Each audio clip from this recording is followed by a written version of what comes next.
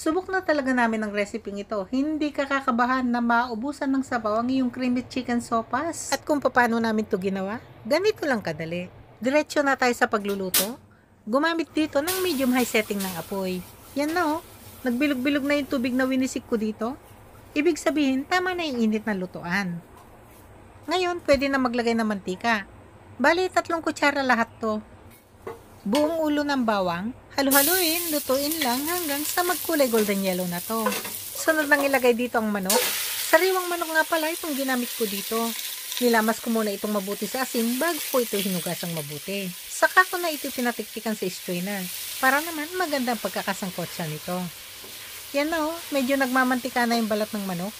Timplahan ng 1 kutsarita ng asin. Haluin saglit, saka nilagay yung maliliit na sibuyas. 1 tasa lahat to. Patuloy lang ang pagigisa hanggang sa malanat na yung mga sibuyas. Timplahan na ng patis. 3 kutsara lahat yung nilagay ko dito. 1 tasa ng chicken sausages. Mga nasa 6 na piraso lahat ng sausages na to na nahiwa-hiwa. Matapos ngang halu-haluin ng 1 minuto, ilagay ng 1 tasang carrots at 1 kutsara ng siling labuyo.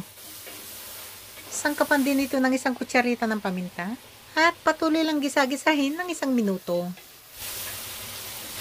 Ngayon, pwede na itong sabawan. Maglalagay ako dito ng 10 tasa ng tubig. Ito namang mga natusta at nanikit na ricado sa ilalim ng lutuan, susudsurin ko lang ng sandok ng ganito. Yan na nga yung mga dagdag pampasarap sa pagkakaluto nitong sopas. Pagkakulo, ilagay na itong mga elbow macaroni. 250 grams lahat to. Mas gusto pala namin yung ganitong pagkakaluto ng macaroni. Yun bang pinapalambot yung macaroni sa mismong pinagsabawan ng mga ricado. Mas malasa kasi talaga. Takpan na hanggang sa kumulo at pagkakulo, hinaan na ang apoy, saka pa ito patuloy na lutuin ng 10 minuto. Matapos nga ang 10 minuto, medyo napalambot na nga ang macaroni pero hindi pa ito yung talaga malambot. Timplahan na ng gatas. 3 tasa lahat yung nilagay ko dito. 1 kutsarita ng chicken powder. Halu-haluing mabuti, saka natikman para maihusto ang lasa. Kanyama na. Ito na nga pala yung sukat namin sa pagluluto ng sopas. Talagang subok na to. Ang ratio talaga namin sa 100 grams ng macaroni ay 4 na tasa ng tubig at 1 tasa ng evaporated milk. Para naman sa iba na gustong mas creamy pa ang pagkakaluto, pwede namang magdagdag pa ng evaporated milk. Patuloy pa itong lutuin ng 10 minuto. Siguraduhin lang na bahagyang nakabukas yung takip nito para naman hindi lumabnaw yung pagkakaluto ng gatas.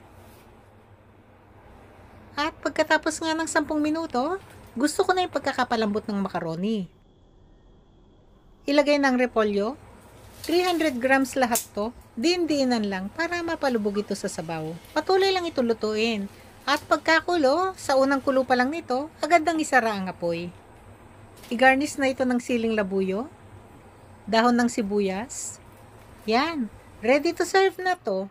Masarap din pala ito pag isa-serve na may nilagang itlog. Kung gusto pa ng pampalasa, pwede ang konting patis at konting paminta. Alam nyo ba na pagkaluto nito, matapos itong i-rest ng 30 minutos, mas masarap pa ito?